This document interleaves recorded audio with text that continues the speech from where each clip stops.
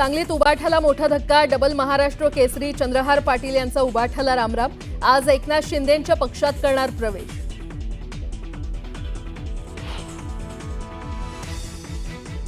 रायगडावर आज तिथीनुसार शिवराज्याभिषेक सोहळा। उपमुख्यमंत्री शिंदे असणार हजर, तर शिवप्रेमींची गडावर मोठी गर्दी।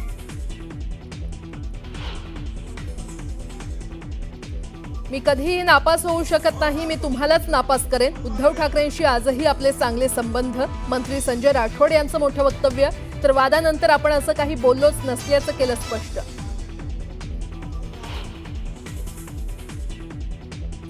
मुख्यमंत्री फडणवीसांनी दाखवला छत्रपती शिवाजी महाराज भारत गौरव ट्रेनला हिरवा झेंडा। 5 दिवसांच्या सहलीत महाराजांच्या गौरवशाली इतिहास आणि समृद्ध वारशाचा देणार अनुभव।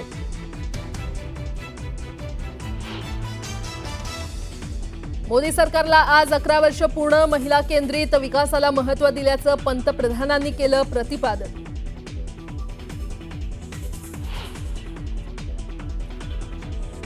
उबाठा शिवसेनेचा आज मुंबईत मेळावा। धारावीच्या मुद्द्यावर करणार आंदोलन।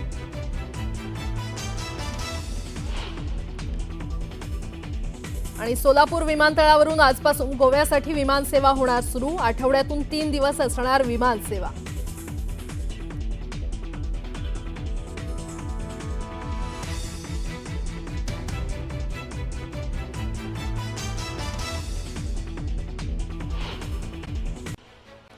मनसेसोबतच्या युतीबाबत ठाकरेंच्या पक्षाचे आमदार आदित्य ठाकरे यांनी महत्त्वाचं विधान केलंय। मराठी माणसाच्या आणि महाराष्ट्राच्या हितासाठी जे कोणी पक्ष सोबत यायला तयार आहेत त्यांना सोबत घेण्यास तयार असल्याचं आदित्य ठाकरे यांनी म्हटलंय। शिवसेना उबाठा आणि मनसे नेत्यांची एक लग्न समारंभात भेट झाली। दादरमधील लग्न समारंभात सुनील प्रभू आणि नितीन सरदेसाई यांनी हस्तांदोलन केलं। उबाठा मनसे युतीच्या चर्चेदरम्यानची ही भेट महत्त्वपूर्ण मानली जाते। राज ठाकरे आणि उद्धव ठाकरे एकत्र येतील यात वेगळं काय? आधी वेगळे झाले होते, आता पुन्हा एकत्र येतील। दरम्यान स्थानिक स्वराज्य संस्थेत मात्र महायुतीलाच यश मिळेल अशी प्रतिक्रिया राधाकृष्ण विखे पाटील यांनी दिली आहे।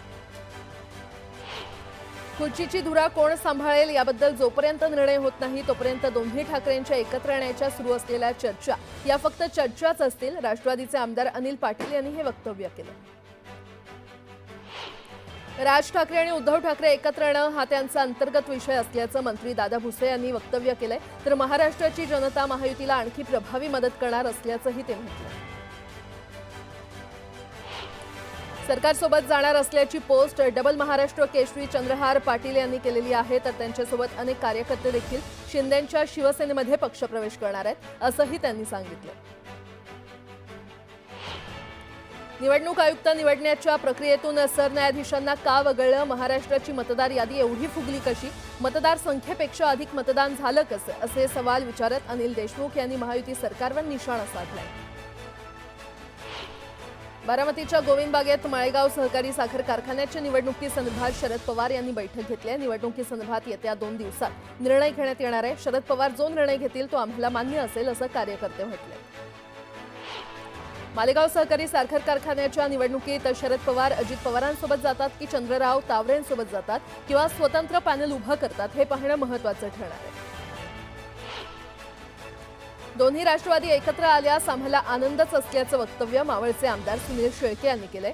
तर महायुतीसोबत जाण्याचा निर्णय अजित पवारांचा एकट्याचा नसल्याचंही ते म्हटलंय। राज्यात जातीपातीचं राजकारण सुरू आहे। वाघ्या कुत्र्यावरून वाद सुरू आहे। देशातील हवा बदलली पाहिजे असं वक्तव्य बच्चू कडू यांनी केलं।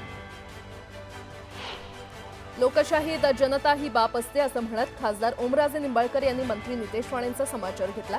नारायण राणे, नितेश राणे आणि निलेश राणे यांच्या तिघांचे मताधिक्य एकत्र केलं तरी मी निवडून आलेल्या मतापर्यंत पोहोचू शकत नाही। हा जनतेनं दिलेला आशीर्वाद असतो, त्यामुळे जनता ही मायबाप असते असं ओमराजे निंबाळकर म्हटलं।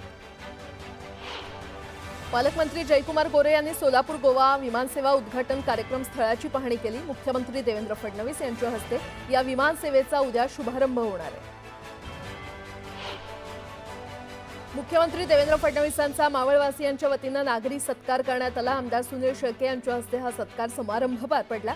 यावेळी मुख्यमंत्री फडणवीसांना त्यांच्या फॅमिलीच्या फोटोची भव्य फ्रेम भेट म्हणून देण्यात आली। आजच्या काळात तंत्रज्ञान 6 महिन्यात कालबाह्य होतं आणि त्यामुळे सातत्यानं नाविन्य गरजेचं आहे आणि जॉन डियर ही गरज पूर्ण करत असल्याचं वक्तव्य मुख्यमंत्री फडणवीसांनी केलं. सुप्रिया सुळे यांनी इंदापूर तालुक्यातील नुकसानग्रस्त भागाची पाहणी केली. नुकसानग्रस्त महिलेशी संवाद साधताना संबंधित महिलेला अश्रू अनावर झाले. या महिलेनं आपल्या व्यथा मांडल्या. दरम्यान खासदार सुप्रिया सुळेंनी तातडीची मदत मिळवण्यासाठी प्रयत्न करणार असल्याचं सांगितलं.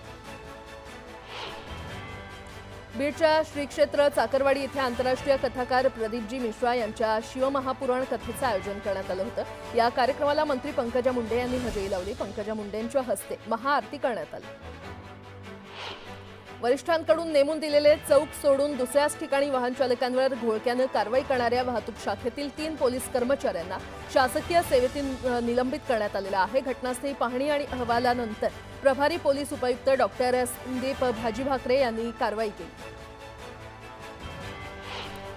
सध्या मुंबईत रस्त्यांची कामं सुरू असून आता कोळीवाड्यातील अंतर्गत रस्त्यांची कामं देखील हातात घेण्यात येत असून यामुळे लोकांना मोठा दिलासा मिळणार आहे. पहिल्या टप्प्यात बोरिवली येथील कोळीवाड्यातील रस्त्यांचं डांबरीकरण केलं जाणार आहे. वैद्यकीय शिक्षण पद्धती ही किचकट होण्यापेक्षा सोपी व्हावी यासाठी पालिकेच्या केईएम रुग्णालयातील प्राध्यापकांनी पुढाकार घेतलाय. हसत खेळत मन रमवत अभ्यास व्हावा आणि त्यातून ज्ञानाचे आदान प्रदान व्हावं यासाठी केईएम रुग्णालयाच्या औषध विभागाच्या सहाय्यक प्राध्यापक डॉक्टर श्रद्धा मोरे यांनी काही खेळ स्वतः विकसित केलेले आहेत.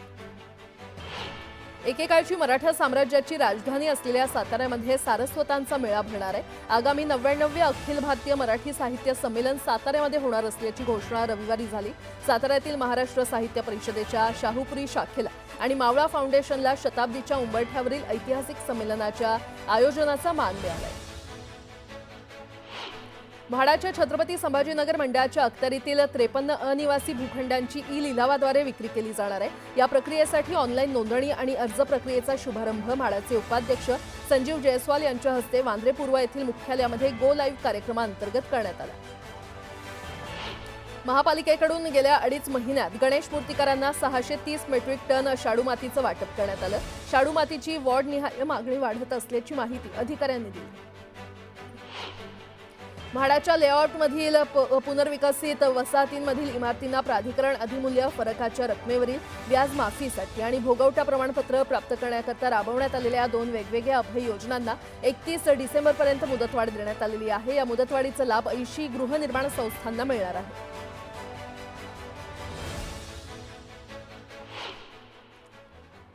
आणि आता एक मोठी बातमी. मंत्री संजय राठोड यांनी केलेल्या वक्तव्यामुळे राजकीय वर्तुळात एकच खळबळ माजली आहे. संजय राठोड कधीही नापास होऊ शकत नाही, मी तुम्हाला नापास करेन.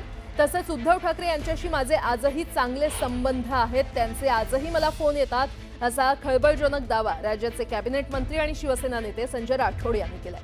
संजय राठोड यांच्या वक्तव्याने आता नव्या वादाला तोंड फुटण्याची शक्यता आहे. दरम्यान मंत्रिमंडळाचे प्रगती पुस्तक काढलं आणि त्यात संजय राठोड नापास, पण मी कधी परीक्षा दिली नाही आणि कुणी पेपरही तपासले नाहीत, मग मी नापास कसा झालो असा सवाल त्यांनी उपस्थित केला. बंजारा समाजाच्या बैठकीत राठोड यांनी बंजारा भाषेत हे वक्तव्य केलंय. दरम्यान भर सभेत केलेल्या वक्तव्यानंतर मी असं काही बोललोच नाही असा घुमजाव संजय राठोड यांनी केला. एकूणच संजय राठोड यांच्या या खळबळजनक वक्तव्यानं अनेकांच्या भुवया उंचावल्या.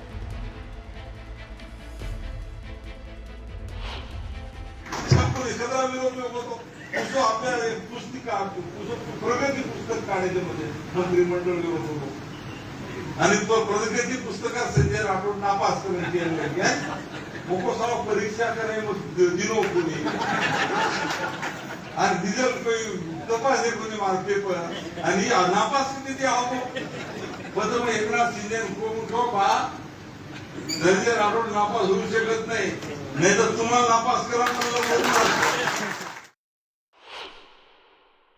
जो बोले जाऊ आता कुणी म्हणत नाही. म्हणजे मला मोनकोची माई मग उद्धव ठाकरे साहेब सोबत आपले असे संबंध बतायचे कोण आवश्यक.